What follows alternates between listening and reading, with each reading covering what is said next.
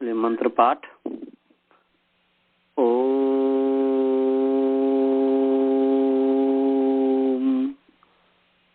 सहना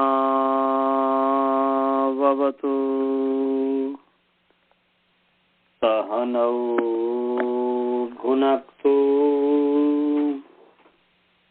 सह वीर्यं करवावहै तेजस्विनावधीतमस्तु मा विद्विषावहै।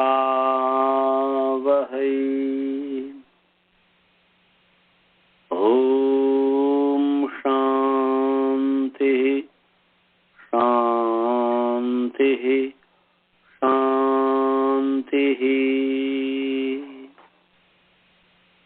येन धौता गिरः पुंसाम् विमलैः शब्दवारिभिः समश्चाज्ञानजं भिन्नम्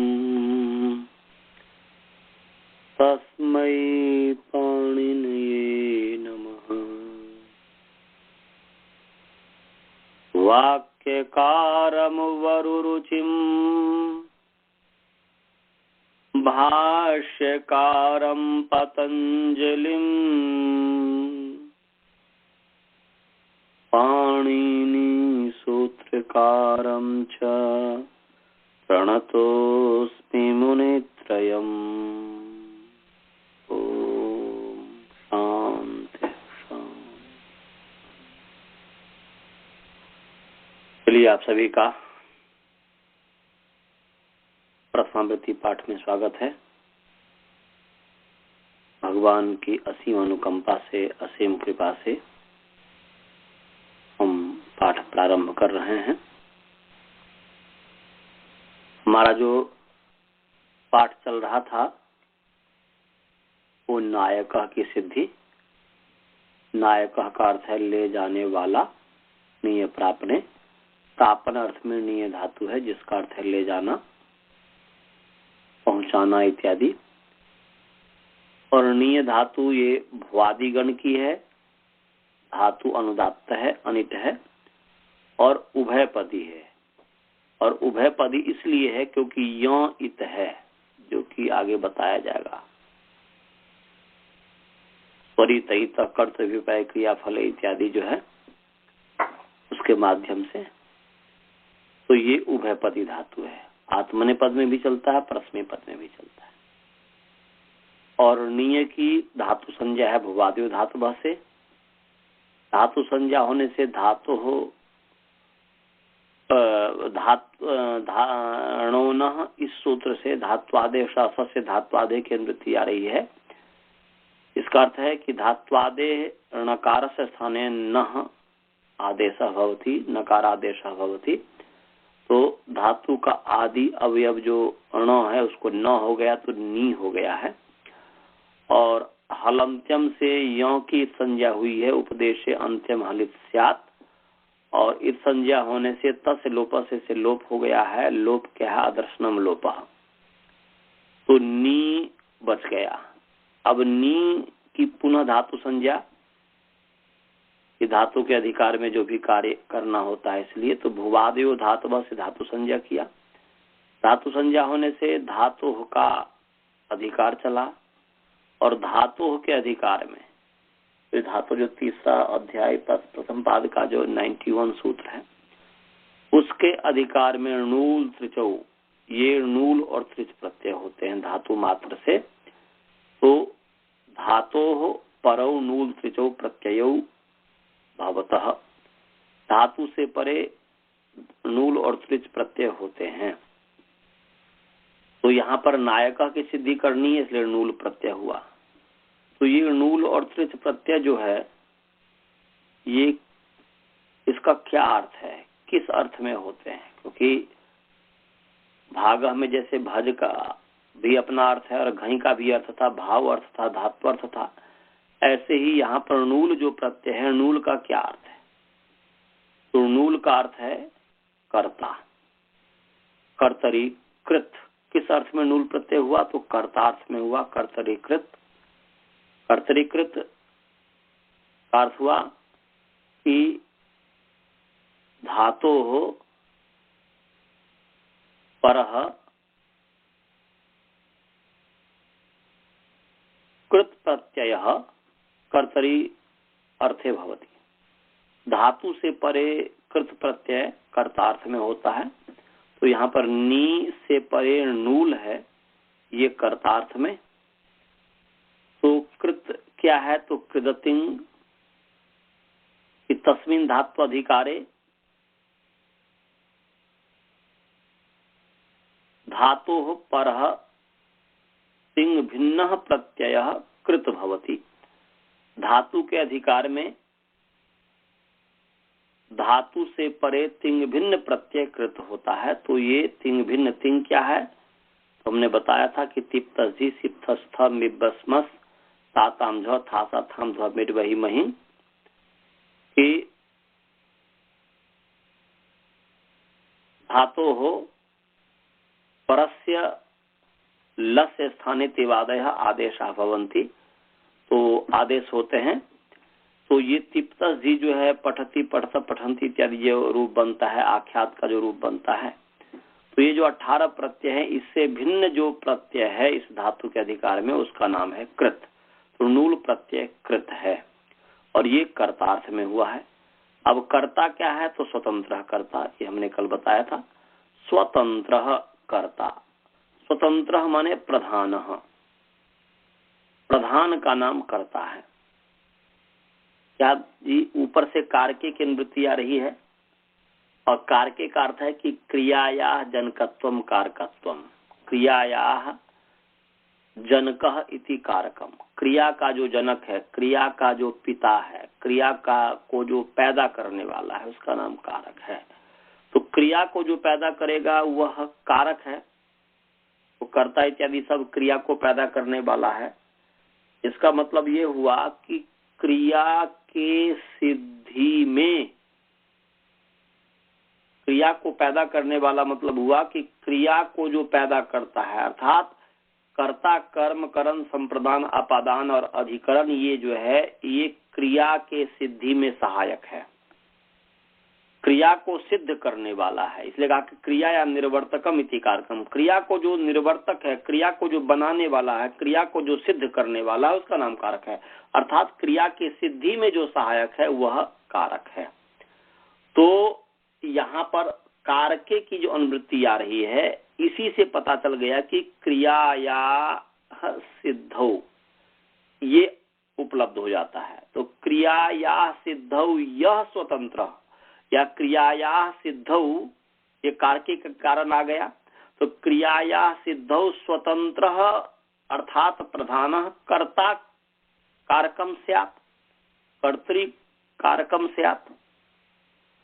क्रिया के सिद्धि में जो स्वतंत्र है, क्रिया के सिद्धि में जो प्रधान है, क्रियाया सिद्धौ, क्रियाया जनने यह स्वतंत्र तत्कारकम कर्तृ संयम स्यात्। क्रिया के सिद्धि में जो स्वतंत्र है, प्रधान है, उसका नाम कारक है। तो क्रिया के सिद्धि में स्वतंत्र कौन स्वतंत्र है? तो ये कर्ता के विवक्षा के ऊपर, वक्ता के विवक्षा के ऊपर निर्भर है कि वह, उसकी क्या विवक्षा है। वह यदि वक्ता की इच्छा है कि देवदत्त असिना दारुम छिन्नति, तो वहां पर देवदत्त को कर्ता बनाना चाहता है।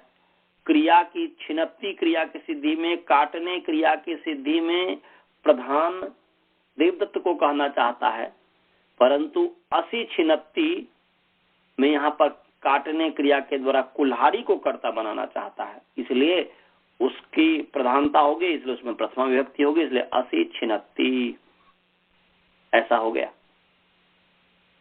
ऐसे ही देवदत्तः ओदनम पचति, तो देवदत्तः स्थाल्याम ओदनम पचति। देवदत्ती जो है स्थाली में, डेचकी में, हमारे यहाँ पर स्थाली को डेचकी कहते हैं। देवदत्त जो है स्थाली में, डेचकी में जो है चावल बनाता है। तो वहां पर इच्छा हुई कि देवदत्त को कर्ता करने की और क्या कहते हैं कि स्थाली को अधिकरण करने की, इसलिए देवदत्ता स्थाल्याम ओदनम पचती कर दिए। परंतु अब कर्ता वक्ता की इच्छा है कि हम जो है स्थाली को ही कर्ता बना दें, तो स्थाली पचती, स्थाली पकाता है। इतना वह पतला है, इतना वह तीक्ष्ण है कि वह स्थाली तुरंत पका देता है। तो कहने का अभिप्राय है ये स्वतंत्र जो प्रधान है, इसी से पता चला कि स्वातंत्रेण विवक्षते या स्वातंत्रेण विवक्षितो अर्थः क्रियायाः सिद्धौ स्वतंत्र मन यह स्वतंत्र यह प्रधान, अर्थात स्वातंत्रेण विवक्षितो अर्थ, मुख्य रूप से जो विवक्षित अर्थ है उसका नाम कर्ता है। तो यहाँ पर कर्तार्थ में आया है। तो नी णूल हो गया। यहाँ पर ल की हलंत्यम से संज्ञा है, ण की चूटू से संज्ञा है, प्रत्यादि चूटू इतोस्तः, प्रत्यय से आदि चूटू इतोस्तः, प्रत्यय के आदि चवर्ग टवर्ग वो इत है। और ल की हलंत्यम से, इसलिए तस् एक साथ ही संज्ञा करके या अलग अलग से भी पहले ल की संज्ञा कीजिए, फिर तस् लोपादर्शनम लोप कीजिए, फिर जो है आप जो है ण की संज्ञा कीजिए चूटू से, फिर तस् लोपादर्शनम लोप कीजिए, या एक साथ कर दीजिए, कोई ऐसी बात नहीं है। तो बच गया नी वु। अब ऊ को मान करके नी की अंग संज्ञा है यस्मात् प्रत्यय विधि तदादि प्रत्यंगम, यस्मात् धातुर वा प्रातिपदिकात् वा प्रत्ययः विधीयते तस्मिन् प्रत्यये परतः तदादि अंगम भवति।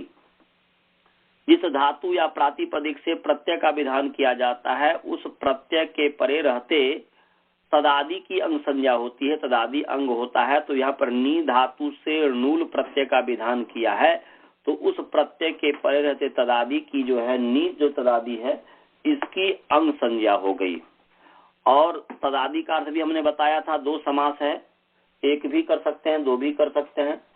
तो यहाँ पर जो है तस्य आदि ही तदादि ही, उस प्रकृति का आदि, धातु का आदि या प्रातिपदिक का आदि। तो यहाँ पर नी जो धातु है इसका आदि है न, और दूसरा समास है कि तदादि आदि यस्य, उस प्रकृति का आदि, उस धातु का आदि जो न, वह आदि अवयव है जिसका प्रत्यय के परे रहते। तो यहाँ पर उ प्रत्यय के परे रहते तदादि जो है नी है, उसके उस जो है नी की जो है माने नी जो है तदादि हो गया पूरे समुदाय, और उसका नाम अंग हो गया। और अंग होने से अंगस्य का अधिकार चला, और इस अंगस्य के अधिकार में, इस अंगस्य के अधिकार में हमने क्या है कि नी जो है अचोय नीति से इस नी की ई की वृद्धि किए है। तो यहाँ पर देखिए हम जो है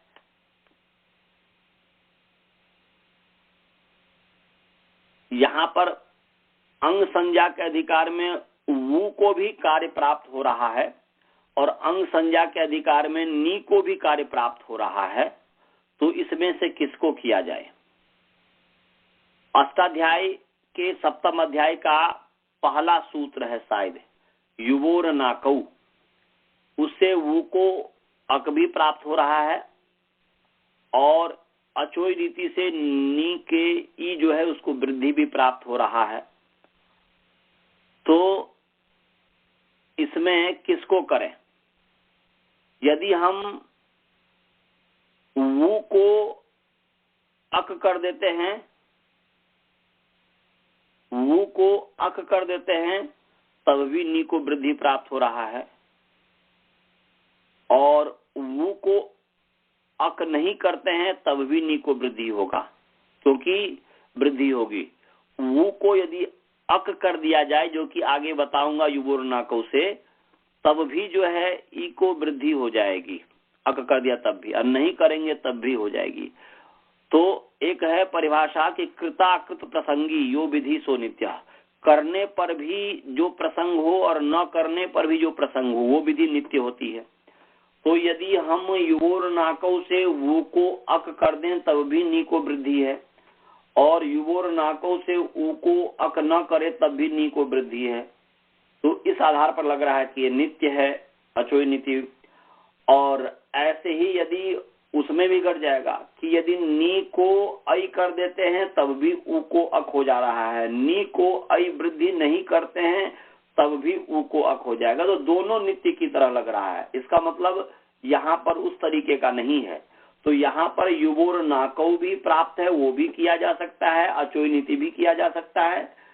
परंतु अब इसमें से जो भी है सामान्य रूप से है कि पूर्व से पर बलवान होता है। पूर्व पर नित्यांतरंग अपवादानाम उत्तरोत्तरम बलियः, पूर्व से पर बलवान होता है, पर से नित्य बलवान होता है, नित्य से अंतरंग बलवान होता है, अंतरंग से अपवाद बलवान होता है। परंतु यह भी जो परिभाषा है वहां के लिए है जहां पर एक ही स्थान में दो कार्य प्राप्त हो रहा हो, वहां पर यह है। यदि नी को ही युवोर नाकौ से जो प्राप्त हो रहा है यदि वह नी को ही प्राप्त हो रहा होता और अचोय नीति से भी वही नी को ही वो प्राप्त हो रहा होता, तब कहते हैं कि भाई पूर्व से पर बलवान होता है। परंतु यहाँ पर बला बल की भी कोई बात नहीं है। इसलिए आपको जो करना हो, आप वृद्धि पहले करना चाहते हैं तो वृद्धि पहले कर दीजिए, यदि अक पहले करना चाहते हैं तो अक पहले कर दीजिए। और सामान्य रूप से यदि वैसे बुद्धि में हो कि भाई पूर्व से पर बलवान होता है, इसकी उपेक्षा किए बिना, माने उसको उपेक्षा करके कि भाई एक ही स्थान पर तो यहाँ प्राप्त नहीं है, यहाँ पर ऊ को अक प्राप्त है, नी को नहीं प्राप्त है, तो ये हम ध्यान में न रख करके वैसे ही हमने कह दिया कि युवोर ना को पहले है, अचोय नीति वृद्धि बाद में है, अचोय नीति तो पर वाले कर दो, तो उसकी आप वैसे भी कर सकते हैं। परंतु वो यहाँ पर न पूर्व पर की बात है, न यहाँ पर नित्य इत्यादि की बात है। तो यहाँ पर कोई भी आपको जो इच्छा हो उसको कर दीजिए कि युवोर नाकौ जो है से अक भी कर सकते हैं और अचोय नीति से वृद्धि भी कर सकते हैं। तो हमने कल वृद्धि किया था, तो आइए सबसे पहले हम वृद्धि ही करते हैं, फिर जो है युवोर नाकौ से अक करेंगे। और इसमें कोई विशेष बात होगी तो फिर हम आगे इस पर और चर्चा कर लेंगे। तो अचोय नीति आप सभी निकाल लीजिए। अचोय नीति हमने जो है बताया था कल निकालने के लिए। तो अचोय नीति में हमने बताया था कि अचह चकारांत पुमलिंग अच षष्ठी विभक्ति एक वचन है, और यणिति जो है तकारांत पुमलिंग यणित सब सप्तमी विभक्ति एक वचन है, ये हमने कहा था। अब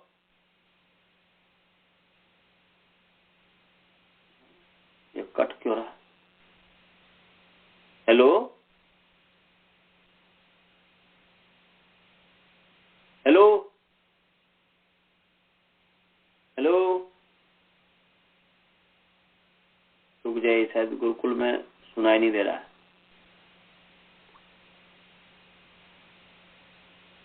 रुक जाइए थोड़ा सा।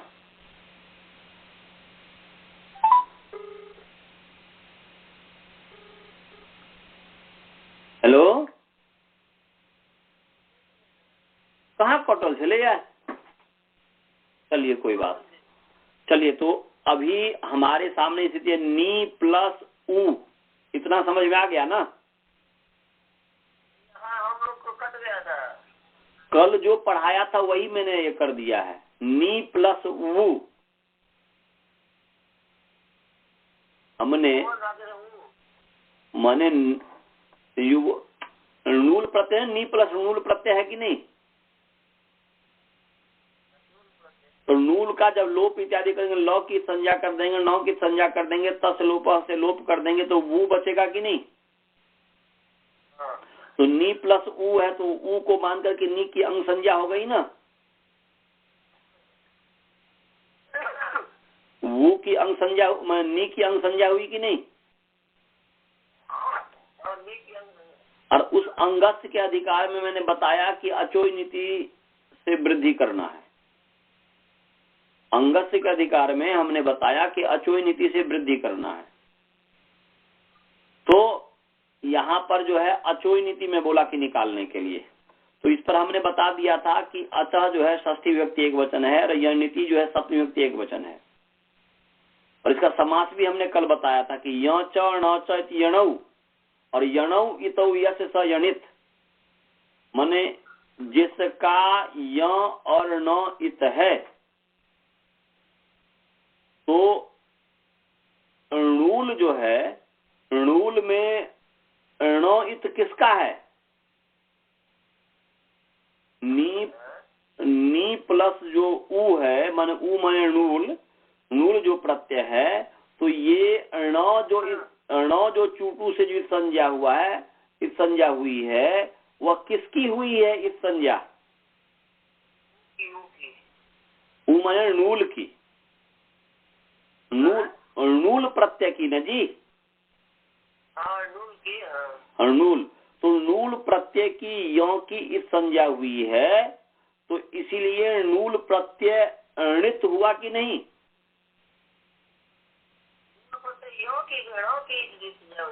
तो अणित अणित अणित मैं बोल रहा हूँ, अणित टा ठा डा ढा ण अणित, नहीं समझ में आया? तो णूल प्रत्यय अणित है कि नहीं? और णूल प्रत्यय में लौ की भी संज्ञा हुई है, लित है, तो मैं णूल प्रत्यय अणित भी है, णूल प्रत्यय लित भी है ना जी। तो लित का यहाँ पर कोई प्रसंग अभी नहीं है, वो स्वर प्रकरण में है, तो इसलिए उसको हम अलग रखते हैं केवल वृद्धि के लिए। तो णूल प्रत्यय अणित है, ये सभी को समझ में आ गया?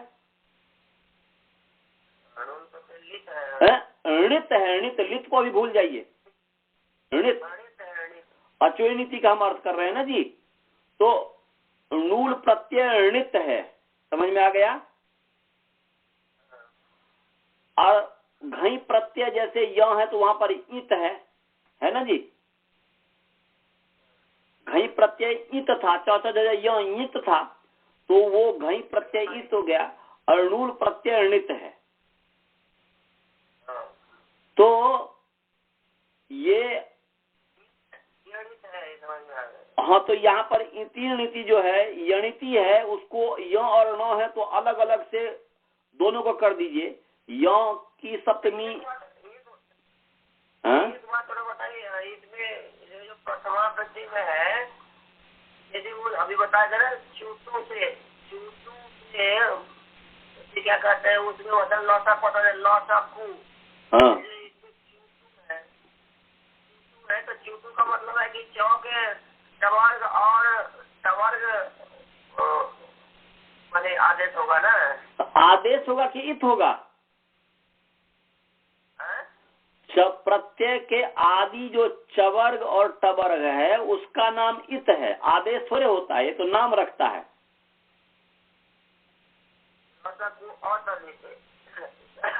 यहाँ पर लौसक अतिथि का कोई प्रसंग ही नहीं है, यहाँ पर चूटू का प्रसंग है।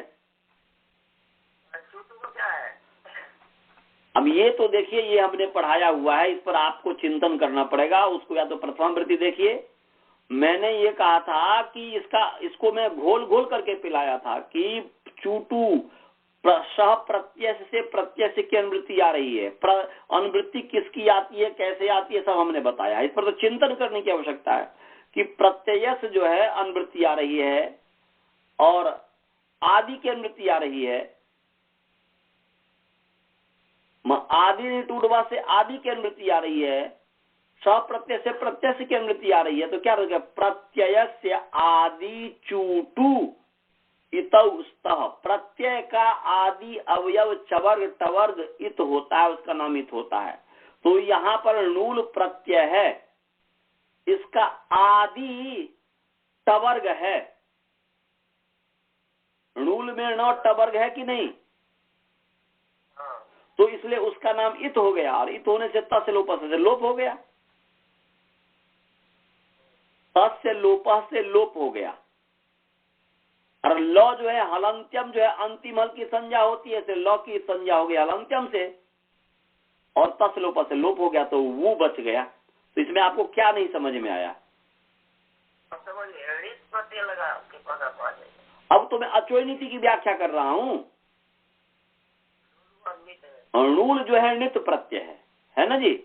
तो यहाँ पर यणिति जो है तो यणिति में य और न है, दोनों के साथ इत को जोड़ दीजिए तो इत और नित दो बन गया कि नहीं। अचोय नीति अष्टाध्याय सामने है कि नहीं, पहले बताइए। अष्टाध्याय सूत्र सामने है कि नहीं? यदि नहीं होगा तो नहीं समझ में आएगा। हाँ, तो अष्टाध्याय में क्या सूत्र है जो मैं अभी बोला हूं निकालने के लिए? क्या सूत्र है बताइए। तो अचोय नीति में य और न दो सुनाई दे रहा है कि नहीं? तो दो सुना। मैं बोला कि द्वंद्व के एक नियम सिद्धांत बता दिया हुआ हूं कि द्वंद्व के शुरू में, द्वंद्व के अंत में जो भी शब्द सुनाई देगा वो द्वंद्व के सभी शब्दों के साथ संबंध रखेगा। तो यहाँ पर य च ण च यणौ और यणौ इतौ यस्य यणित, तो यहाँ पर इत का इत जो है य और न के अंत में सुनाई दे रहा है, द्वंद्व के अंत में सुनाई दे रहा है। तो इत का संबंध य के साथ भी है और इत का संबंध न के साथ भी है। तो अब इसको यदि और तोड़ दें तो हम जब दोनों के साथ संबंध करेंगे तो इत और नित कह सकते नहीं। य के साथ इत जोड़ दिए तो इत हो गया और न के साथ इत जोड़ दिए तो नित हो गया कि नहीं? हाँ, इत और नित हो गया ना, अलग अलग तोड़ देंगे तो। और उस इत का सप्तमी क्या हो जाएगा? इति। इत का सप्तमी क्या होगा? इति। और णित का सप्तमी क्या होगा? णिति। बस, तो अर्थ हो गया इति णिति च परतः। एक प्रत्यय है। इत और नित को कि अंग संज्ञा तभी होती है जब प्रत्यय हो। प्रत्यय के बिना तो अंग संज्ञा हो नहीं सकती और अंग के अधिकार में, हालांकि प्रत्यय प्रत्यय का अधिकार यहाँ नहीं है, वो तो पंचम अध्याय तक ही है, परंतु अंग संज्ञा होगा ही तब जब प्रत्यय होगा बाद में। तो इसलिए प्रत्यय का अपने आप आक्षेप हो गया, प्रत्यय का आक्षेप अपने आप हो गया। तो इसीलिए अर्थ हो गया इति णिति च प्रत्यये परतः। पहले सप्तमी का जो है अर्थ कीजिए, पंचमी नहीं है यहाँ पर, इसलिए पंचमी के बाद सप्तमी, तो यहाँ पर सप्तमी इति णिति च प्रत्यये परतः। इतना समझ में आ गया? अर्थ करते समय इति णिति च प्रत्यये परतः। तो सप्तमी के बाद क्या लिखेंगे, करेंगे? सप्तमी के बाद क्या अर्थ में होगा मैंने पहले बताया हुआ है, आंख मूंद करके सभी विद्यार्थी समझ जाएंगे, स्काइप वाले भी, कॉन्फ्रेंस कॉल वाले भी, कि क्रम से, हालांकि अभ्यास करने के लिए बाद में तो कहीं पर भी कुछ रखिए, कोई ऐसी बात नहीं है, जब योग्यता बढ़ जाएगी तो, परंतु अभी वर्तमान में आप जो है क्रम ये रखिएगा, पहले पंचमी, उसके बाद सप्तमी, उसके बाद षष्ठी, उसके बाद प्रथमा। यदि पंचमी नहीं है सूत्र में तो फिर सप्तमी, फिर षष्ठी, फिर प्रथमा, वो क्रम से चलेगा। तो यहाँ पर सप्तमी है, इसलिए हमने कर दिया है इति णिति च प्रत्यये परतः, कर दिया। इतना समझ में आ गया? अब जो है षष्ठी लाना है, तो षष्ठी अचह षष्ठी है और अंगस्य का अधिकार है, अंगस्य का अधिकार है, तो अंगस्य और अचह दो हो गया। तो अंगस्य विशेष्य है और अचह विशेषण है। क्या बताया जी? अंगस्य विशेष्य है, विशेष्य जो होता है तो वो पूरा जो नी प्लस ऊ है, तो ऊ को मान करके नी की अंग संज्ञा है, तो नी अंग को बताया जा रहा है। तो अंग है विशेष्य और अचह है विशेषण। तो जहां पर विशेष विशेषण समझ में आ गया गुरुजी, भाई जी? तो विशेष विशेषण समझ में आ गया, तो अचह है विशेषण और अंगस्य है विशेष्य। तो जहां विशेष विशेषण है वहां पर येन विधि तदंत से ये संज्ञा सूत्र चला आता है, और वो कहता है कि येन विशेषणेन विधि विधीयते तत् विशेषणम तदंत से संज्ञा स्यात्। माने जिस विशेषण के द्वारा विधान किया जाता है वह विशेषण तदंत की संज्ञा करता है, अर्थात विशेषणम तदंत से संज्ञा स्यात्। विशेषण तदंत की संज्ञा करता है। तदंत संज्ञा माने ग्रहण करता है। संज्ञा यदि किसी को नाम कर रखते हैं तो वह नाम तो किसी अर्थ को ग्रहण करता है ना जी, तो संज्ञा माने ग्रहण करता है। तो तदंत को का ग्राहक है। तो अच मतलब हुआ अजंत, अच का मतलब हुआ अजंत। तो अर्थ होगा कि अजंतस्य अंगस्य। तो अब बन गया इति प्रत्यये परतः अजंतस्य अंगस्य। कितना बन गया जी? हाँ, अजंत तदंत विधि हो गई है निजंत के कारण उससे। तो अर्थ बन गया इति नीति च प्रत्यय परतः अजंतस्य अंगस्य। तो यहाँ पर नी प्लस नूल अर्थात वो नित है, तो उस नित प्रत्यय के परे रहते नी अजंत अंग है कि नहीं? नी में अच अंतावयव है कि नहीं? नी में दो है, नौ है और ई है। ई अंत में है कि नहीं? तो अजंत अंग हुआ कि नहीं नी? तो नित परे रहते अजंत अंग नी है। तो अजंत अंग नी के स्थान में अब ऊपर से मृजेर वृद्धि जो इसके ऊपर जो सूत्र है जो नीति, उससे वृद्धि की अनुवृत्ति आ रही है। इससे जो है वृद्धि की अनुवृत्ति आ रही है। तो अर्थ हो गया अजंतस्य अंगस्य। अब जो है वृद्धि भवती, यहाँ पर वृद्धि जो है अंगस्य में जो स्य संबंध है, ये संबंध का संबंधी वृद्धि है और अंग है। तो उस अंग का वृद्धि के साथ क्या संबंध हो, कोई संबंध जब निश्चित नहीं तो स्थान हो जाता है। तो अजंतस्य अंगस्य स्थाने, ऐसा अर्थ हो गया। तो अजंत अंग के स्थान में, तो नी अजंत अंग के स्थान में अब वृद्धि हो, तो पूरे अजंत अंग को वृद्धि प्राप्त हो रहा है। इस अर्थ से करना तो हमें ई को वृद्धि है, इसका मतलब है कि अभी और इस अर्थ में कमी है, इसलिए अलुंत्य से परिभाषा आ जाएगी। और अलुंत्य से परिभाषा कहती है, हमने पहले भी बताया हुआ है कि स्थान षष्ठी निर्दिष्ट जो षष्ठी स्थान से निर्दिष्ट हो, तो स्थान से निर्दिष्ट जो षष्ठी है उसके स्थान पर यदि कोई आदेश हो तो वह पूरे के स्थान पर न होकर के अंतिम वर्ण के स्थान पर होगा। पूरे के स्थान पर न होकर के अंतिम वर्ण अंतिम अल के स्थान पर होगा। तो यहाँ पर नी का जो अंतिम अल है ई उसके स्थान पर होगा। तो अलोन्त्य से परिभाषा आ गई और उससे हो गया अंतस्य अलह, ये उपस्थित हो गया और अर्थ पूरा बन गया। इति नीति च प्रत्यये परतः अजंतस्य अंगस्य अंतस्य अलह स्थाने वृद्धि भवति। भवति जोड़ दी, अब पूरा अर्थ बन गया। क्या अर्थ बन गया जी? इति णिति च प्रत्यये परतः अजंतस्य अंगस्य अंतस्य अलह स्थाने वृद्धि भवति। सभी को समझ में आ गया जी अर्थ?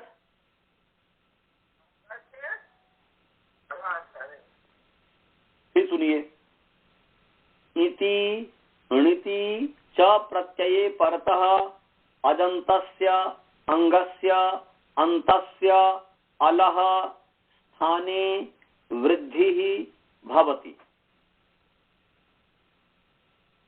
अर्थ समझ में आ गया? जो ये मैं अर्थ किया, ये अर्थ समझ में आ गया?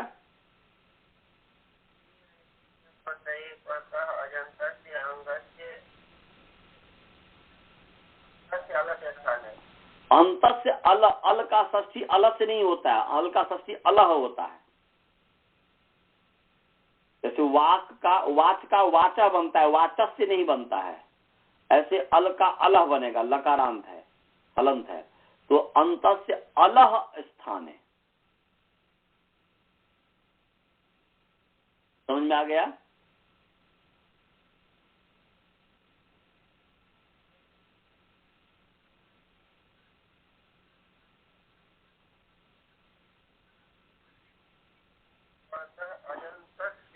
हाँ, अजंतस्य अंगस्य नीति च प्रत्यये परतः। नहीं समझेंगे तो हम कितना भी शब्द बोलते रहेंगे, वही लिखते रहेंगे, आप लोग समझ में नहीं आएगा। पहले मस्तिष्क में जो मैं अर्थ किया वो समझ में आया कि नहीं आया, वो समझ में आ गया तो फिर अपने शब्दों में लिख देना। ये जो मैं इतना जो वाक्य बोला हूँ, ये जो बोल रहा हूँ, ये प्रथमा वृत्ति में या कहीं थोड़े लिखा हुआ सिद्धांत कौमुदी में जिस तरीके से मैं बोल रहा हूँ। ये तो एक ट्रिक है। यदि आपको परिभाषा सूत्र आ गया, ये आपको यदि संज्ञा ये निवितंत से आ गया, अलोंत से आ गया, यदि परिभाषा और संज्ञा सूत्र पर कमांड हो गया तो इसके आधार पर अर्थ हम करते हैं विधि सूत्र का। तो इति नीति च प्रत्यये परतः अजंतस्य अंगस्य अंतस्य अलह स्थाने वृद्धि भवति। समझ गए जी? हाँ, ये जो इस तरीके से मैं अर्थ कर रहा हूं, ये कृपा आचार्य विश्वदेव जी की है। आचार्य प्रद्युम्न जी जब पढ़ा रहे थे, बहुत अच्छे से पढ़ाते थे, वो जो भी पढ़ाए मेरे मस्तिष्क में सेट हुआ, परंतु उससे भी अधिक जब काशिका वृत्ति में पढ़ा और उस समय जो उन्होंने हमें, जो मैं गुरु जी का सेवा करता था, तब तक मैं सेवा करता था रात्रि में, जब तक वो सो नहीं जाते थे, उनका पैर दबाया करता था। और उस सेवा करने में ही ऐसे ऐसे उन्होंने ट्रिक बताया, जब तक उनको नींद नहीं आती थी हमारे गुरु जी को, आचार्य विश्वदेव जी को, तब तक जो है वो हमें कुछ न कुछ नई नई चीज बताते रहते थे, क्योंकि उनके पास उनके वाणी पर सरस्वती नाचा करती थी, उनके वाणी पर सरस्वती नाचा करती थी। उनके महाभाष्य जो था, उनके हस्तामलक बत्था हाथ में जैसे कोई चीज रखा हुआ हो, प्रत्यक्ष था पूरा महाभाष्य। परंतु समाज इस चीज को समझ नहीं पाया, समाज के लोगों ने इतना कष्ट दिया कि उनकी मृत्यु हो गई। अस्तु, चलिए, तो ये गुरु जी की कृपा है, परमात्मा का तो कृपा है, गुरु जी का, परमात्मा की भी कृपा है, गुरु जी की भी कृपा है, आचार्य विश्वदेव जी की किस तरीके से हमें बताए। और उसी चीज को आप लोगों को बता रहा हूं, तो ध्यान से इसको समझने का प्रयास करेंगे। एक बार मस्तिष्क में आ गया तो फिर आ जाएगा।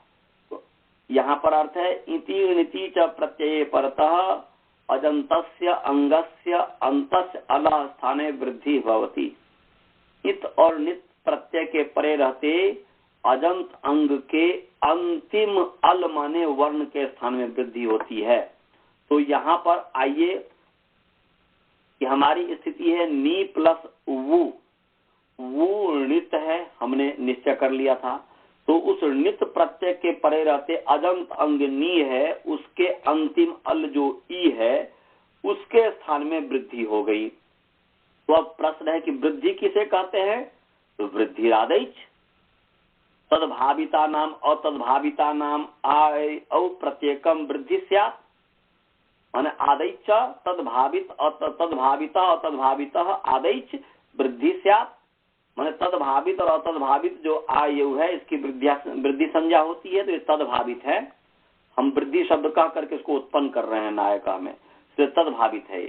तो यहाँ पर नी जो है, इसकी जो है वृद्धि माने आ आई औ का नाम वृद्धि है। तो अब ई में से किसको हो, ई के स्थान पर कौन से वृद्धि हो? आ हो कि ई हो कि आ हो कि आई हो कि औ हो, इन तीन में से कौन सी वृद्धि हो? तीनों का नाम वृद्धि है। तब यहाँ पर परिभाषा लगती है स्थानांतरतमः। स्थानांतरतम का अर्थ है कि प्रसंगे सती, स्थाने सती माने प्रसंगे सती सदृशतम आदेश स्यात्। जब प्रसंग हो, प्रसंगे प्राप्ते माने प्रसंग की प्राप्ति हो, प्रसंग होने पर सदृशतम आदेश होता है। तो यहाँ पर ई को आयोग की जो प्राप्ति हो रही है तो इसमें आदेश क्या हो, तो सदृशतम, जो सबसे अधिक नजदीक हो उसको आदेश करेंगे। तो यहाँ पर चलिए हम सबसे अधिक नजदीक देखते हैं, ई का पहले देखते हैं जो स्थानीय है। तो स्थानीय जो आदेश है आयो में से कोई होगा अन्यतम, और ई जो स्थानीय है, तो स्थानीय का स्थान क्या है, माने ई का स्थान क्या है, तो इचु यशास तालव्याह, इवर्ण चवर्ग यकार शकार ये तालव्य वर्ण है, तालु से बोले जाते हैं। तो ई का स्थान है तालु। अब जो है चलिए जी आयो में चलते हैं। आ का स्थान है क्या, अकुह विसर्जनीय कंठ्याः, माने अवर्ण कवर्ग हकार विसर्जनीय जो कंठ वर्ण है, कंठ से बोले जाते हैं। तो यहाँ पर वैसे ही वह तालु है, ये कंठ है, कोई तालमेल ही नहीं है, इसलिए आ तो अपने आप ही हट गया, ई से बहुत दूर है आ। अब चलिए आगे ऐ और औ पर चलते हैं। ई का स्थान है तालु, ऐ का स्थान है एदैतौ कंठ तालव्यौ। ए और ऐ जो वर्ण है कंठ तालव्य वर्ण है, कंठ और तालु से बोले जाते हैं, कंठ और तालु से बोले जाते हैं। तो ई का स्थान तालु है, इसमें कंठ विशेष है। अब चलिए औ को देखते हैं। तो ओदौ तौ कंठ्योस्थ्यौ, तो ओदौ तौ कंठ्योस्थ्यौ, ओ और औ जो है कंठ और ओष्ठ ठाने, कंठ और ओष्ठ से बोले जाते हैं। तो ऐ में भी कंठ था और औ में भी कंठ है, तो कंठ कंठ दोनों में बराबर है, उसमें कोई अंतर नहीं है। परंतु ऐ में तालु से तालव्य भी है वह, और यहाँ पर ये ओष्ठ है, तो वो दोनों में भेद है, ओष्ठ और तालव्य में कोई मेल ही नहीं। तो अब ई के साथ अत्यंत नजदीक कौन है बताइए, ऐ है कि औ है, बताइए बालबोध जी। ऐ है, ऐ है। श्रवण जी आपको समझ में आया? बहुत जोर से आवाज भर रहा, ठीक से नहीं सुनता। कथी की आवाज भर रहा है? अरे वो खींच करके अति में पूरा कायल लगातार। अच्छा, तो उसको पास बोलिए आने के लिए, और आप समझ लीजिए, उन सबको समझा दीजिएगा। तो यहाँ पर ई के अत्यंत नजदीक क्या है, ऐ है कि औ है? ऐ है। तो इसलिए यहाँ पर नी को ई को ऐ हो गया, बन गया नई। क्या बन गया जी? नई, और फिर प्लस उ है, और इस उ को मान करके नई की अंग संज्ञा है ही, यस्मात् प्रत्यय विधि सारे प्रत्यंगम से, और अंग संज्ञा होने से अंगस्य का अधिकार चला, और इस अंगस्य के अधिकार में, इस अंगस्य के अधिकार में एक सूत्र है युवोर नाकौ, निकाल लीजिए। युवोर नाकौ, ये सप्तम अध्याय का पहला पाद का पहला सूत्र है, युवोर नाकौ, निकाल लिया? चलिए जी, युवोर नाकौ। तो हमारे सामने स्थिति था नई प्लस वु, ये था। तो नई प्लस वु, अब वु को मान करके नई की माने नी की तो अंग संज्ञा है ही, और अंगस्य के अधिकार में युवोर नाको है। तो चलिए पहले पद छेद करते हैं और विभक्ति करते हैं। युवोह, युवोह जो है उकारांत पुंलिंग युवु शब्द, युवु शब्द षष्ठी विभक्ति एक वचन है।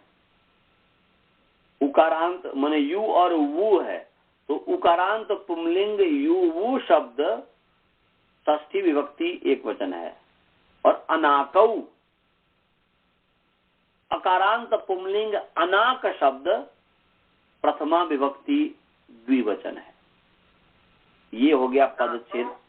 अनाको अनाकौ अकारांत पुंलिंग अनाक शब्द प्रथमा विभक्ति द्विवचन, और युवु जो है उकारांत पुंलिंग युवु शब्द षष्ठी विभक्ति एक वचन। समझ गए? अब इसमें समास है, दोनों में समास है, युवो में भी समास है, अनाकों में भी है। तो युवो में समास है युश्च वुश्च इति युवु, युश्च वुश्च इति युवुः पुंलिंग करेंगे तो, और यदि आप नपुंसक लिंग करेंगे तो युवु का युव ही रहेगा, नपुंसक भी कर सकते हैं, शब्द रूपम का विशेषण बना देंगे, कोई ऐसी बात नहीं है। तो युश्च वुश्च इति युवु या युश्च वुश्च इति युवुः तस्य युवोः इतरेत सॉरी समाहार द्वंद्व समास हो गया। युश्च वुश्च इति युवुः तस्य युवोः इतरेतर योग द्वंद्व, फिर गलती में बोल दिया, मैंने समाहार द्वंद्व समास, समाहार द्वंद्व, क्योंकि युवो दो है ना, इसलिए मेरे मुख से निकल जा रहा है। युश्च वुश्च इति युवु तस्य युवोः समाहार द्वंद्व समास है। समझ गए जी? यु और वु, बस ये हो गया समाहार द्वंद्व। किसे कहते हैं? उभय पदार्थ प्रधान द्वंद्व। जिस समास में दोनों पद के माने प्रत्येक पद के अर्थ की प्रधानता, उसका नाम द्वंद्व है। तो यु की भी प्रधानता है, वु की भी प्रधानता है। तो यु और वु ये, और अनाकौ इसमें भी समास है। अनश्च अकश्च इति अनाकौ, ये इतरेतर योग द्वंद्व है। अनश्च अनश्च अकश्च इति अनाकौ, ये इतरेतर योग द्वंद्व है।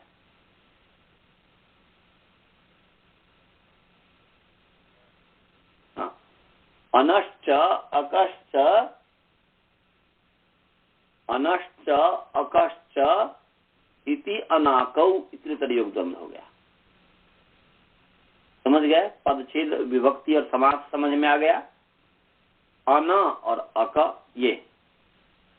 तो अब जो है युवो षष्ठी है, अंगस्य का अधिकार है, तो अंगस्य युवो अनाकौ ये है।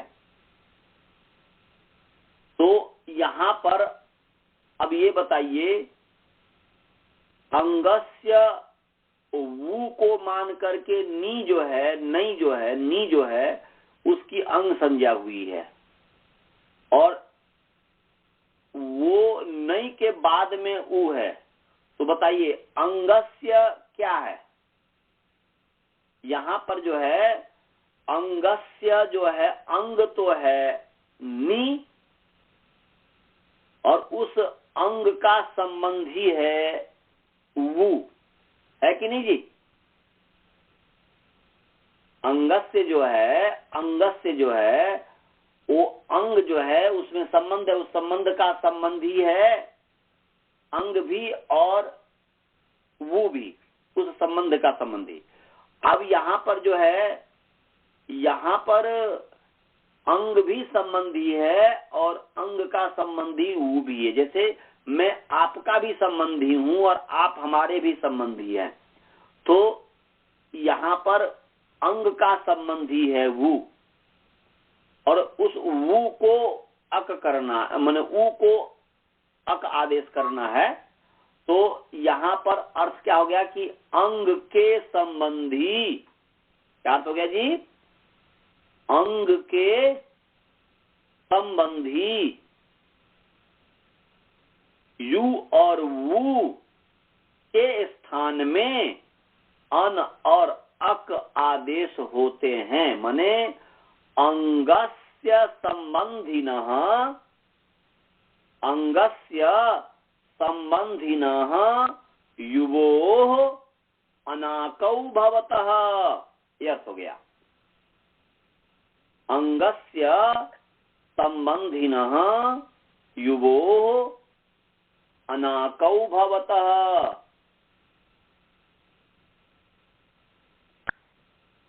समझे जी? अंगस्य संबंधिनः युवोः अनाकौ भवतः, क्योंकि अंग का संबंधी है वो। अंगस्य में जो स्य जो षष्ठी है वह संबंध है, उस संबंध का संबंधी है अंग और वो, और ये न अवयव अवयव अविभाव तो संबंध है ही नहीं, वह अंग का अवयव नहीं है वो, और वो का अवयव नहीं है अंग, और अंग का स्वरूप नहीं है, ये नहीं है, कुछ भी नहीं है। ऐसा तो इसका मतलब नहीं है कि अंग के स्थान में ऐसा कर देंगे कि अंग के स्थान में तो नहीं होता, नहीं है, वो के स्थान में होता है। तो बस अंग के संबंधी, अंग के संबंधी ऐसा अर्थ करेंगे। तो अंगस्य संबंधिनः युवोः स्थाने,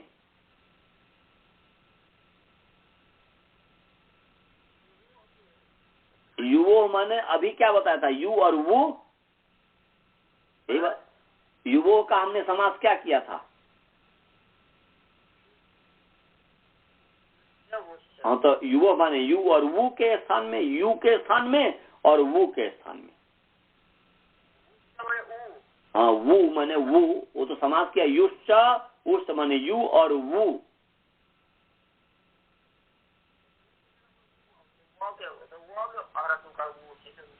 हाँ, तो वही बड़ा तो है, नूल में जो वो बचा है ना, जो वो यार वो मने मने बू समझ लीजिए, बू।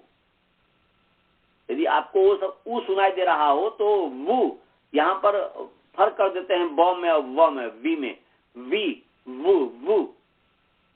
तो यू और वो अब समझ में आया? हाँ, तो यू और वो के स्थान में क्रम से यथा संख्य मनुदेश समानम परिभाषा आती है, उससे क्रम से यू के स्थान में अन और वु के स्थान में अक ये आदेश होते हैं। तो अर्थ हो गया कि अंग संबंधिनो, अंग के संबंधी, अंग के संबंधी यू और वु के स्थान में क्रम से अन और अक आदेश होते हैं। समझ में आया जी?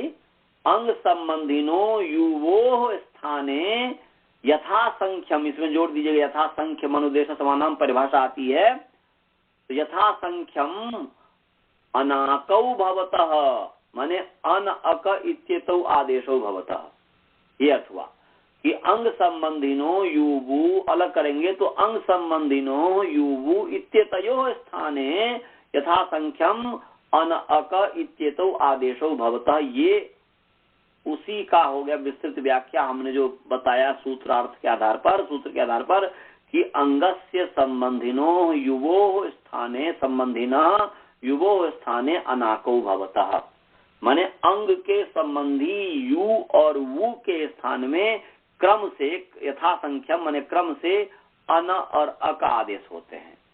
फिर बोल रहा हूं, अंगस्य संबंधिनो सॉरी संबंधी का षष्ठी संबंधी न होगा ना जी, तो अंग से संबंधी न युवो स्थाने यथा संख्यम अनाको भवतः, माने अंग के संबंधी यू और वु के स्थान में संख्या क्रम से अन और अक होते हैं, अर्थात यू के स्थान में अन और वु के स्थान में अक, ये आदेश होते हैं। समझ गए जी भाई जी?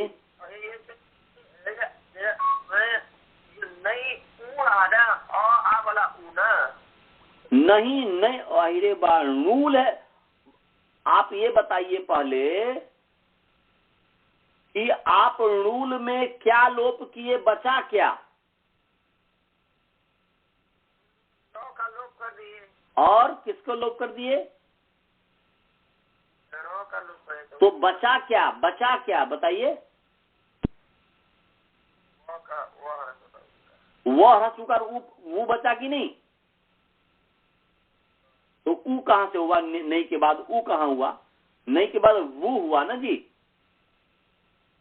या नी के बाद वो हुआ ना? नहीं समझ में आया? तो यहां पर आप घटाइए, नी जो अंग है उसके संबंधी जो वो है, नी जो है उसके संबंधी जो वो है, उस वो के स्थान में अक आदेश हो गया, तो हो गया नई प्लस अक, नहीं समझ में आया? नहीं प्लस अक हुआ। अच्छा जी, यहाँ पर मुझे एक विचार आया, वो आपको मैं बता दूं। यहाँ पर पहले किसको करें, पहले वृद्धि करें कि पहले वो को अक कर दें?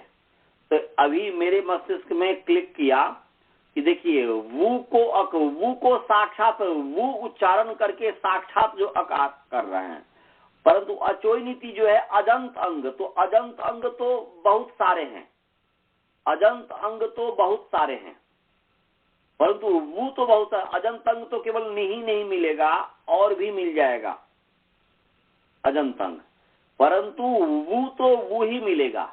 इसलिए आप इसको जो है अंतरंग मान करके, अंतरंग मान करके बहवापेक्षम बहिरंगम अल्पापेक्षम अंतरंगम, या जो अंतरंग भीतर का जो कार्य है, तो यहाँ पर वो को अक ये अंतरंग मान करके यहाँ पर ऊ को पहले अक कर सकते हैं। तो वृद्धि से पहले आप नूल जो है उस वो प्लस नी है, तो वृद्धि से पहले आप युवोर ना को कर दीजिए जो भी हमने बताया, और नी अक कर दीजिए, और उस अक को मान करके नी की अंग संज्ञा करके अचोई नीति से वृद्धि कर दीजिए।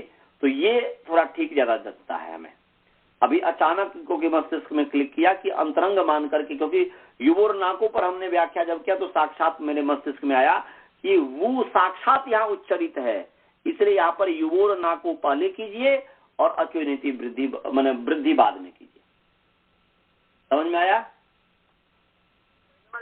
मैंने अभी बोलता है कि शुरू में जो ये है, क्योंकि वो साक्षात कह दिया। अब जैसे मान लीजिए आप गुरुकुल में कहेंगे ब्रह्मचारी इधर आओ, तो कोई भी आएगा, आएगा कि नहीं आएगा? और कहेंगे बाल बोध इधर आओ, तो बाल बोध ही आएगा कि दूसरा भी ब्रह्मचारी आएगा? बताइए। क्यों बाल बोध क्यों आएगा? नी का नहीं बाद में करना है। हाँ, बाल बोध इसलिए आएगा क्योंकि बाल बोध का आपने साक्षात उच्चारण किया है।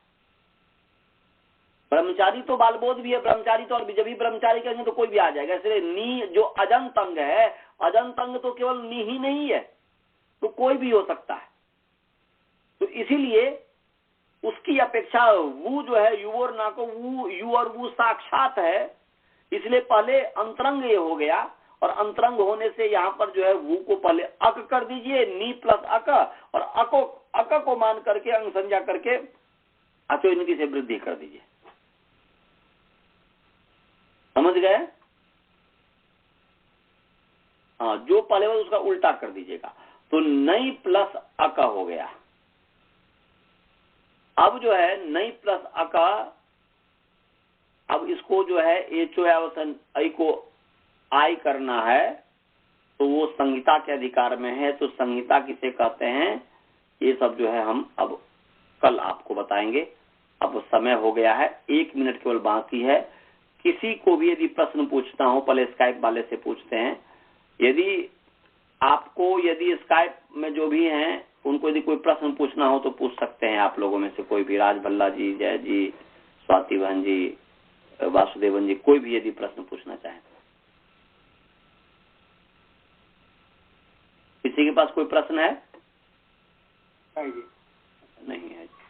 अच्छा, नहीं है। अच्छा, ये जो है यहाँ पर कॉन्फ्रेंस कॉल में कोई है? यदि नहीं है, हाँ जी बोलिए। आचार्य जी मैं हूँ, कोई डाउट नहीं है, शंका नहीं है अभी तो। अच्छा, कोई डाउट नहीं है, समझ में आया? अच्छा से समझ में आया, सभी समझ में आया पूरा। अच्छा जी, वासुदेवन जी आपको क्या शंका है, बोलिए। अंग के अधिकार से अंग संबंधी अवयव संबंधी, तो अंग का अवयव तो नहीं है ना जी, अंग का अवयव है क्या? नहीं, अंग संबंधी शब्द वो अनुवृत्ति से नहीं आता है। ना अर्थ अनुवृत्ति से कैसे आएगा? ये तो अपने आप ही ये जो है ऊहा से पता चलता है ना जी, ऊह करना। क्योंकि जब ही संबंध है अंग का मने यहाँ पर अंगस्य में षष्ठी है, तो उस संबंध का संबंधी जो है अंग भी है और वो भी है ना जी? वो षष्ठी है, इसीलिए आप संबंध अर्थ कहते हैं। हाँ, इस संबंध के कारण ही तो संबंधी है। जब दो व्यक्ति होता है, पिता पुत्र में संबंध है, तभी तो दो पिता पुत्र दोनों संबंधी है एक दूसरे के। तो उस संबंध के आधार पर ही संबंधी हो गया, इसलिए हम अंग से संबंधी न ऐसा अर्थ कर दिया। अच्छा, हमको पता नहीं लगा था कि कैसे वो अर्थ लेते हैं। अब पता चल गया? हाँ जी। चलिए जी, और किसी को कोई शंका तो नहीं है? मंत्र पाठ करें? चलिए जी, मंत्र पाठ करते हैं। ओम पूर्णमदः पूर्णमिदं पूर्णात् पूर्णमुदच्यते पूर्णस्य पूर्णमादाय पूर्णमेवावशिष्यते। ओम शांति शांति शांति। तो सभी को नमस्ते जी। पता नहीं अनंत जी जुड़ नहीं पाते हैं, शायद कहाँ हैं, कहीं होंगे जहाँ इंटरनेट नहीं लग पा रहा होगा। कोई बात नहीं होगा। नमस्ते नमस्ते। जो कब तक आएंगे? तो 3 हफ्ते के लिए। अच्छा, चलिए तो रख रहा हूँ।